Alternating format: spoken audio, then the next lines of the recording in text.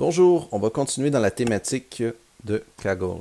Alors, on a vu dans le cours algorithme d'apprentissage supervisé des méthodes de travail pour faire varier les paramètres d'estimateur.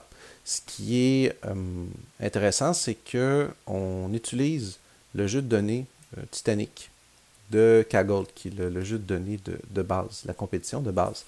Alors, c'est intéressant parce que pour ceux qui veulent apprendre, vous pourrez comme vous dire que il y a un lien entre le cours et l'information qui est disponible gratuitement et en ligne. Alors, la méthode de travail qu'on nous a présentée, c'est l'utilisation de l'outil. C'est moins une méthode, mais c'est un outil en fait là. C'est l'outil Grid Search CV. Grid Search CV, ça repose sur le concept de variation des paramètres. Les paramètres, tout dépendant de l'estimateur qu'on choisit, dans ce cas, c'est Logistic Regression. L'autre tableau, c'est un autre que j'ai utilisé, c'est le Conaber. Mais pour Logistic Regression, quand on regarde dans la documentation, il y a tous ces paramètres-là ici qui peuvent varier. Donc, pénalité, dual, toll, peuvent prendre différentes valeurs. Il faut juste faire attention parce que entre elles, les valeurs sont pas toujours, ils vont pas toujours fonctionner. Il y a des incohérences qui peuvent arriver. Comme par exemple, lib linéaire dans un des solveurs ne fonctionnera pas quand la pénalité est non existante. Donc, si jamais vous faites varier ici pénalité sur les valeurs du paramètre et que cela existe, ben, ça va créer une incohérence au niveau du code. Alors, les paramètres sont lancés à l'intérieur de Grid Search CV qui va aussi prendre l'estimateur. L'estimateur ici va avoir certaines valeurs qui vont être attribuées.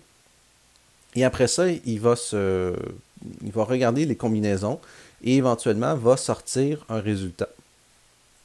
Et le résultat va nous indiquer quels sont les meilleurs paramètres en fonction de la matrice qu'on lui a donnée. Alors à ce moment-là, on voit que le C, c'est 11, que le fit intercept est vrai, le L1 ratio est 1, le random tête 0, etc. Et ça nous donne un résultat. Ce qui est particulièrement intéressant, et ce qui est arrivé dans le cours, c'est que la régression logistique, que j'ai altéré quand même un peu, c'est pas exactement la même chose qu'on voit dans le cours, là, les paramètres, là, je les ai pas en mémoire, là, mais je les ai bougés.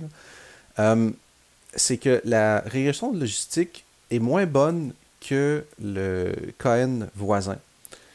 Et c'est très curieux parce que le résultat, comment il est évalué, c'est à l'aide de la courbe ROC. La courbe ROC, que j'en ai parlé un peu avant, dans ce cas-là, ça c'est la courbe ROC du KN qu'on voit qui est vraiment très très bonne. C'est presque proche de 1. Je ne sais pas si j'ai lancé la courbe sur d'autres variables là, de la régression logistique, mais on voit là, que le point extrême est quand même assez loin de 1. Comparativement à celui-ci qui épouse une forme là, où est-ce que c'est un modèle qu'on pourrait dire presque parfait. Et le résultat de la courbe, on se rend compte qu'il est très très proche de 1. Il est à 0. L'aire de la courbe est à 0,99. Alors ça m'a vraiment intrigué.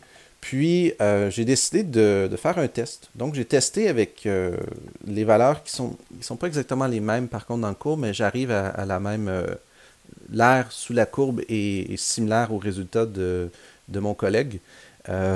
Mais par contre, lui, il a utilisé je pense, des variables un peu différentes. Je ne pourrais pas dire si c'est exactement les mêmes, mais le résultat sur le concept de l'aire en dessous de la courbe est quand même très similaire. Il revient à 0,99.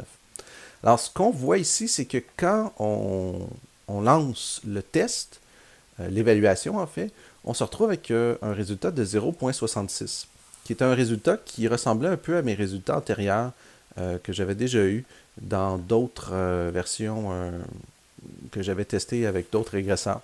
Donc, c'est pas un résultat. En fait, c'est un résultat qui est moins bon que le résultat proposé d'origine. Et il y a quelque chose qui est assez particulier dans le fait que la courbe, l'aire en dessous de la courbe est presque égale à 1 et que le résultat est égal à 66. Quand on regarde en comparaison, le résultat de la régression logistique, la dernière version que j'ai faite, qui est à 0,73, qui est probablement un de mes meilleurs résultats jusqu'à maintenant, sinon le meilleur. Je suis encore loin du 0.77, mais ça reste que le 0.73 est supérieur au 0.66 du modèle. Donc 73% du temps, j'imagine le modèle est quand même plus efficace. Alors ça reste un point un peu mystérieux que je vais explorer probablement dans les prochaines semaines, ou peut-être j'aurai une réponse là, pendant mon cours, mais pour ceux qui ont réussi à saisir la subtilité de l'air sous la courbe, il y a quelque chose de très curieux dans le fait d'avoir un ROC aussi bon, aussi élevé, et d'avoir un résultat en fait aussi mauvais dans la réalité. Donc il y a une distance entre les deux. J'ai pas encore assez de notions ni de compétences pour comprendre pourquoi, mais éventuellement, j'espère pouvoir l'expliquer. Puis probablement, au moment de faire la vidéo, on est le 1er juin 2021. Comme je disais au début de la vidéo, je vais je vais publier cette information-là. Et ça sera peut-être documenté dans un de les workbooks, livres de travail, éventuellement en commentaire quelque part, comme comment ça se fait que le résultat, on arrive à... Qu'est-ce qui est arrivé en fait? Donc en ce moment-ci, il n'y a pas de réponse vraiment, mais j'espère qu'éventuellement je vais arriver à comprendre qu'est-ce qui se passe avec ça. Donc voilà, c'était la suite de Kaggle. Après ça, je pense que je vais me concentrer un peu plus sur Sklearn, essayer de voir qu'est-ce qui existe comme documentation. J'ai trouvé quelques livres, quelques éléments un peu à gauche, à droite, puis je vais en parler là, dans une des prochaines vidéos parce que j'ai vraiment l'impression que c'est un des éléments, là, c'est une des choses les plus importantes jusqu'à maintenant qu'on a vu dans l'ensemble des cours. Pas pour enlever du crédit aux autres, là, mais ça reste que la compréhension de Sklearn est vraiment à la base de beaucoup de raisonnements. Donc voilà, en espérant que vous avez apprécié, n'oubliez pas de liker ou d'aimer, ou peu importe le terme qu'ils utilisent maintenant.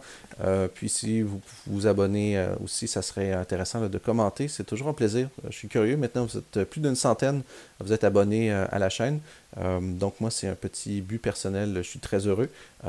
Mais l'idée, c'est de pouvoir rejoindre le maximum de gens dans la francophonie qui sont intéressés par l'intelligence artificielle. Au début, c'était beaucoup plus pour les comptables, mais je me rends compte que le public est plus large. Et si les comptables, tant mieux, mais peu importe qui est intéressé par ça, j'espère que c'est une porte d'entrée pour ce monde. Merci. Au revoir.